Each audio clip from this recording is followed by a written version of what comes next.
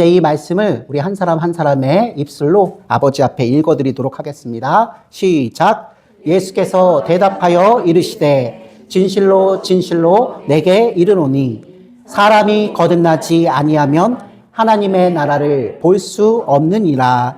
아멘. 하나님의 나라를 보기 위해서는 선제 조건이 필요하다고 예수님께서 말씀하셨습니다. 그것은 바로 거듭나는 일입니다. 어떻게 사람이 다시 태어날 수 있겠습니까? 어머니 몸에 들어가서 다시 물리적 육체적으로 태어나는 것이 아니라는 것을 여러분 직감하실 것입니다. 여러분, 이 거듭남을 우리가 옛날에는 어려운 한자어로 거듭중자 나이생자에서 중생이라 불렀습니다. 오늘은 하나님의 부르심을 받은 사람들이 영적 계한, 그 묵은 때를 다 벗고 하나님의 것으로 새롭게 태어나는 중생 거듭남에 대해서 이야기를 계속 이어가도록 하겠습니다. 사랑하는 성도 여러분, 성도의 영혼에서 부르심과 동시에 일어나는 사건이 있습니다. 그것은 바로 오늘 우리가 함께 다루고 있는 거듭남, 다시 태어남, 중생입니다. 성경은 중생에 대해서 특별히 다음과 같이 선포합니다. 첫째로 중생은 다시 태어나는 것이라고 말합니다. 예수께서 대답하여 이르시되 진실로 진실로 내게 이르노니 사람이 거듭나지 아니하면 하나님의 나라를 볼 수 없느니라. 오늘 본문 말씀이죠. 그렇습니다, 여러분. 예수님께서는 거듭나야만, 다시 태어나야만 구원을 얻을 수 있다고 하였습니다. 우리 이 세상에 사는 자연인으로서는 구원받을 수 없으니 그 신분의 변화가 필요하다. 그렇습니다, 여러분. 거듭나는 것, 즉 다시 태어나는 것이 바로 중생입니다. 그렇기 때문에 성경에선 이 중생을 특별히 쉬운 말로 새 창조라고 합니다. 첫 번째 아담에 의한 것이 아니라 두 번째 아담이신 예수님으로 인해서 주어지는 새로운 탄생, 새 창조를 중생이라 합니다. 두 번째로 중생은 특별히 육신의 변화가 아니라 영적인 변화입니다. 요한복음 3장 6절로 7절 말씀에서 예수님께서는 니고데모에게 계속해서 이렇게 말씀하십니다. 육으로 난 것은 육이요, 영으로 난 것은 영이니 내가 내게 거듭나야 하겠다 하는 말을 놀랍게 여기지 말아라. 율법학자 니고데모도 전혀 깨달지 못한 것. 예수님, 사람이 어떻게 두 번 태어날 수 있습니까? 어머니 뱃속으로 다시 들어가란 말씀입니까? 니고데모, 그리고 여기 이 자리에 있는 우리들도 어느 시절에는 이 말씀을 전혀 이해하지 못하는 상태에 놓였을 것입니다. 그러한 모든 자연인에게 예수님이 선포하신 말씀입니다. 바로 영적인 거듭남, 영적인 변화가 있어야 된다는 말씀이죠.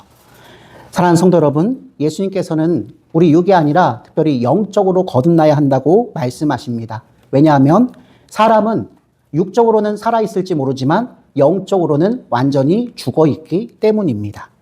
예를 들어서 죽은 사람은 아무런 소리도 들을 수 없습니다. 듣기 위해선 선제 조건이 있죠. 먼저 살아나야 합니다. 마찬가지로 영적으로 죽은 사람도 예수 그리스도의 삼복음에 전혀 반응을 할 수 없습니다. 복음에 반응하기 위해서는 먼저 육이 아니라 영이 살아야 되는 것입니다. 셋째로 중생은 성령의 역사하심입니다. 요한복음 3장 8절에서 예수님께서는 계속해서 니고데모에게 이에 대해서 이렇게 말씀하십니다. 바람이 임의로 불매 내가 그 소리는 들어도 어디서 와서 어디로 가는지 알지 못하나니 성령으로 난 사람도 그러하니라. 그렇습니다, 여러분. 예수님께서는 성도가, 하나님의 백성 성도가 바로 성령으로 다시 태어난 사람, 성령으로 인해서 조명을 받아 그 영혼이 살아난 사람이라고 말씀하십니다. 저와 여러분을 다시 태어나게 하신 분이 바로 성부와 성자와 성령 중 아버지와 아들께서 보내신 성령 하나님이라는 뜻입니다.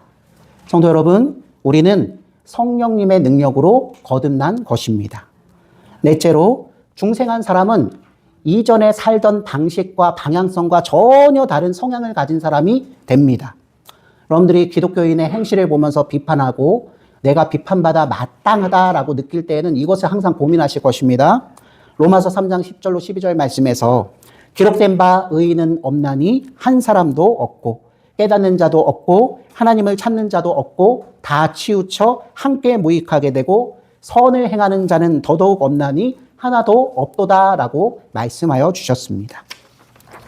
그렇습니다, 여러분. 이 세상 모든 사람은 하나님을 인정하지 않고 예수 그리스도의 복음을 싫어하고 거부하는 성향을 지니고 있습니다.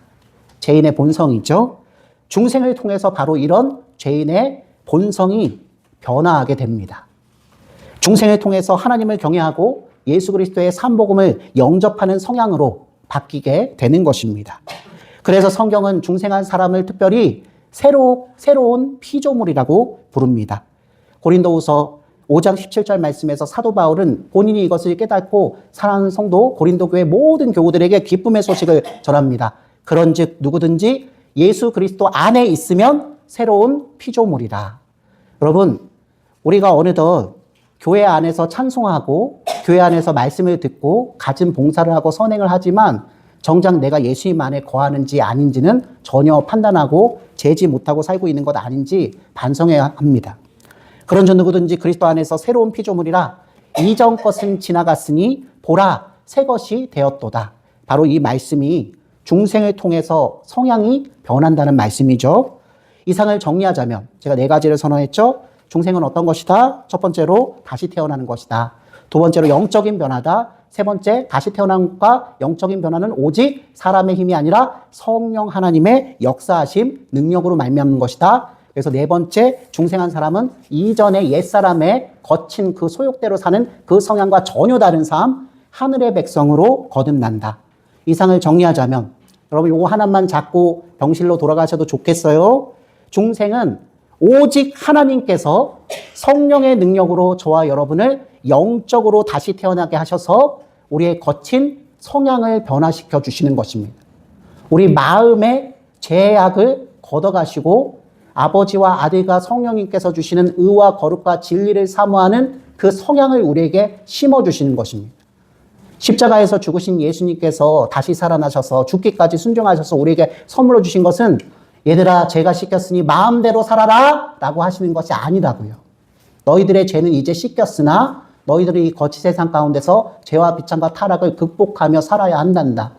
이제 성령의 열매 구원받은 자답게 옛사람대로 살지 말고 나 예수 그리스도와 함께 연합하여 새 사람으로 살자. 여러분 지금부터 시작인 것이죠. 우리들의 인생이 80, 우리들의 인생이 20 이런 것들이 중요한 것이 아니라 거듭나게 된 순간 옛사람을 미워하고 새 사람으로 살려고 하는 그 아름다운 마음들이 우리를 구원의 길, 순례의 길로 계속 이끌어가며 여러분의 그 인생 가운데 스펙타클한 입체적인 여러 가지 상황과 사건을 만날 때마다 성령님의 조명을 받아서 엎드려지시고 잠깐 죄악 가운데 빠져 있는 것 같지만 한번 택정하시고 구원하시고 작정하신 성도답게 말씀의 조명을 받아 회개하고 다시 일어서는 그 삶을 여러분 반복하셔야 합니다. 인간은 연약합니다. 인간은 꽃길만 걷겠다고 하는 제약된 습성을 가지고 있습니다. 그러나 하나님은 사랑하는 백성들에게 매를 준비하시기도 하고요. 사랑하는 백성들이 전혀 감당하지 못해서 정말로 엎드려져서 하나님께 비참하게 호소하는 자리까지 불러내십니다. 여러분 그 자리로 내려가시지 않은 분이 어떻게 하나님의 지극한 사랑을 안다고 말할 수 있을까요? 항상 잘 되는 삶은 우리 하나님께서 우리에게 허락하신 것이 아닙니다. 성도는 그 어려움과 그 역경과 그 고난 가운데서 하나님께서 나를 위해서 예비하신 예수 그리스도의 복된 사랑을 발견하여 이 세상에 대한 미련을 벗고 저 세상에 대한 소망을 가지며 옆에 있는 이웃들을 내 몸과 같이 내가 그런 은총 받았으니 내가 사랑하는 사람도 같은 은혜를 받았으면 좋겠다. 비록 나를 미워하고 나를 이해하지 못한 사람이지만 저 사람이 제약된 성향으로 살다가 죄의 삭은 사망이라고 하는 하나님의 무서운 심판을 받지 않았으면 좋겠다라는 마음으로 우리가 죄는 미워하되 죄인들은 미워하지 않는 삶을 살게 하시는 것입니다.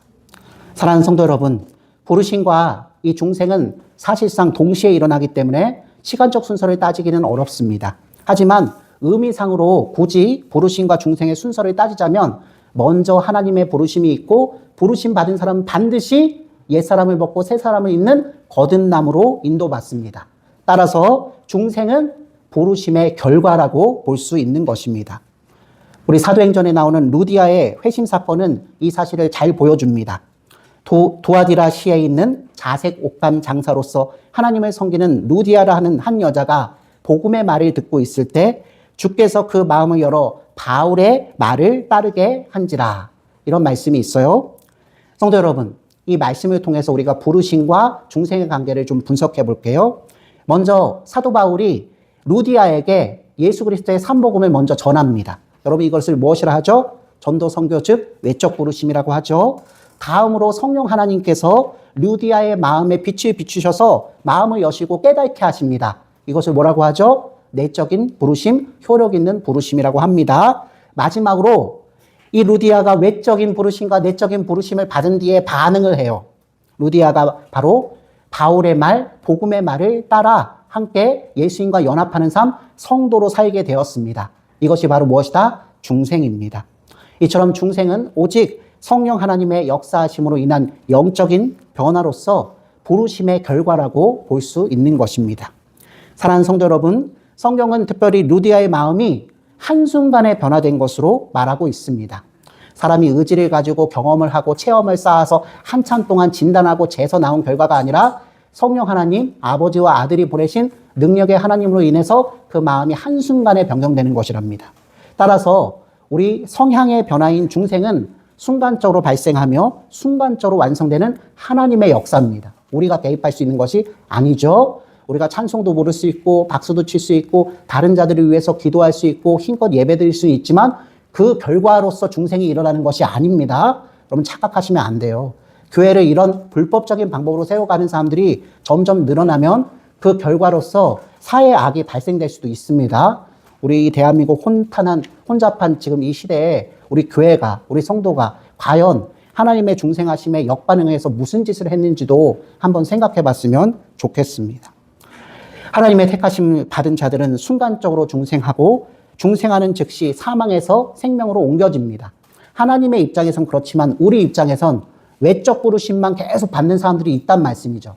새생명축제, 전도축제 때마다 선물을 준다는 사실을 알기 때문에 나를 사랑하는 지인들이 곳곳의 교회에서 나를 끊임없이 초대를 해줘요. 그래서 봄에는 성문교회, 그죠? 가을에는 양문교회, 그죠? 부활절에는 송내중앙교회, 1년에 4번씩 선물을 수금하면서 다녀요. 10년 동안 그렇게 다니신 분도 있습니다. 외적 부르심은 그렇게 받을 수 있어요. 그걸 잘 모르시는 거예요. 전도하시는 분들조차도 이렇게 얘기해요.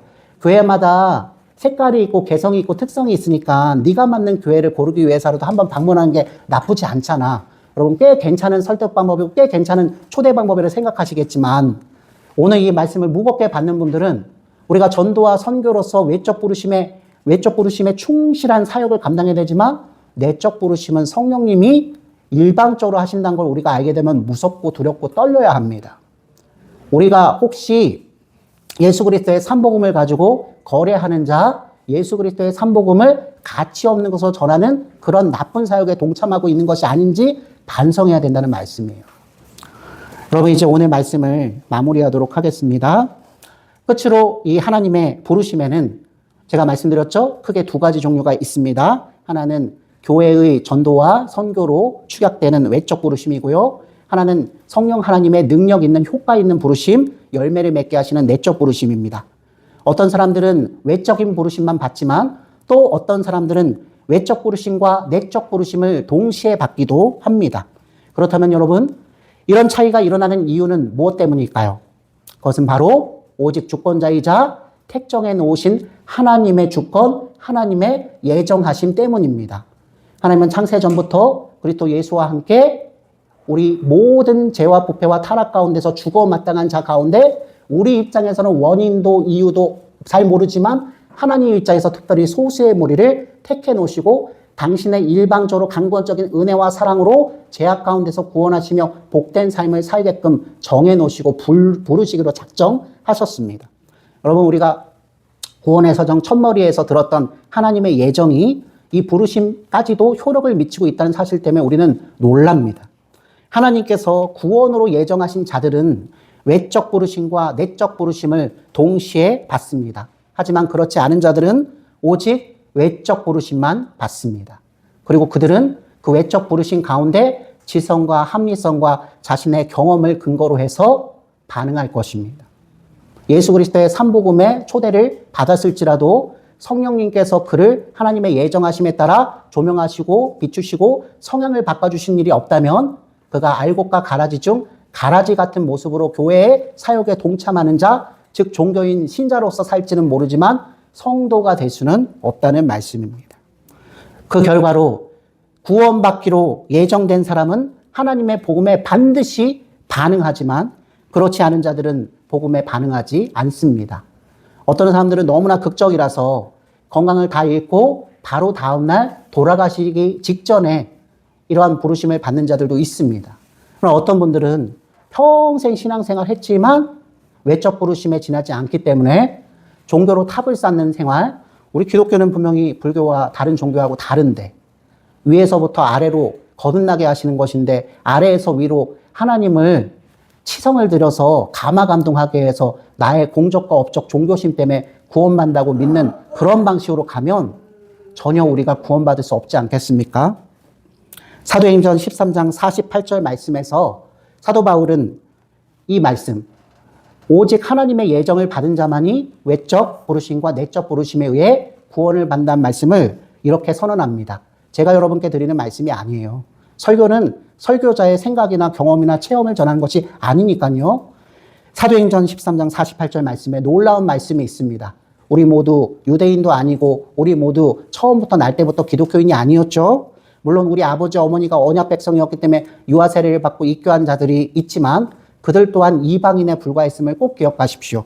사도행전 13장 48절 말씀에서 사도 바울은 이방인들이 듣고 기뻐하여 하나님의 말씀을 찬송하며 영생을 주시기로 작정된 자는 다 믿더라. 아멘. 사도행전이 어떤 말씀이죠? 베드로와 바울의 전도와 선교, 외적 부르심을 기록한 행전 기록이에요. 근데 그 외적 부르심에서 끝나는 것이 아니라 지금 이 말씀처럼 누구든지 복음을 들을 수는 있다. 그러나 하나님께서 영생을 주시기로 작정한 자 외에는 성령님의 조명하심, 내적 부르심, 효력 있는 부르심을 받아 거듭나는 자가 있지 않다. 그러니 여러분 제가 조심스럽게 말씀드려요. 교회는 자유주의적으로 살 수가 없는 것입니다. 인간의 의지와 능력과 강성을 자랑하며 우리의 박수침, 우리의 열심으로 구원을 얻을 수 있다고 전혀 말할 수가 없어요. 구원은 오직 하나님께서 예정하시고 주시기로 작정하신 자들에게 성령님과 말씀을 통해서 하시는 일입니다. 여러분 평생 무엇으로 예배드리셨는지 저는 궁금합니다. 여러분 이 강원병원 환우 예배 가운데 여러분들이 부르신 받은 가운데 저는 가감없이 여러분들에게 성경의 말씀을 전할 뿐입니다. 여러분이 기억이 어린아이로 후퇴하고 있을지라도 이것은 절대로 포기할 수 없는 단 하나의 사역이니 여러분 양해해 주시기를 주님의 이름으로 축원합니다. 나 사는 동안 끊임없이 구주를 찬송하리로다.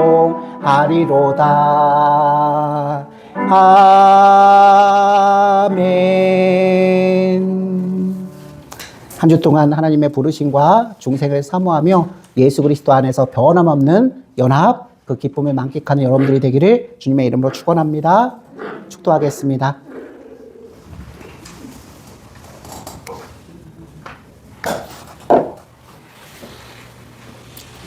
이제는 우리 주 예수 그리스도의 은혜와 하나님의 높고도 진실하신 사랑하심과 성령 하나님의 내주하심과 조명하심과 충만하여 주심이 오늘 말씀을 듣고 하나님께서 창세전부터 그리스도 안에서 우리를 구원하시기로 작정하고 예정하신 대로 우리를 부르셔서 거듭나게 하사 이제 영혼마저 하나님을 사랑하고 예수 그리스도의 삼복음 때문에 감사하며 하나님을 사랑하고 이웃들을 내 몸과 같이 사랑하는 성향으로 살기 위해 힘도 주시고 지혜도 주시고 돌바위도 더하신다는 사실을 깊이 체험하며 늘 기뻐하고 늘 감사하며 늘 기도하는 삶을 사는 우리 모든 하나님의 나라 백성들 머리 위에 이제로부터 영원까지 항상 함께 계실지어다.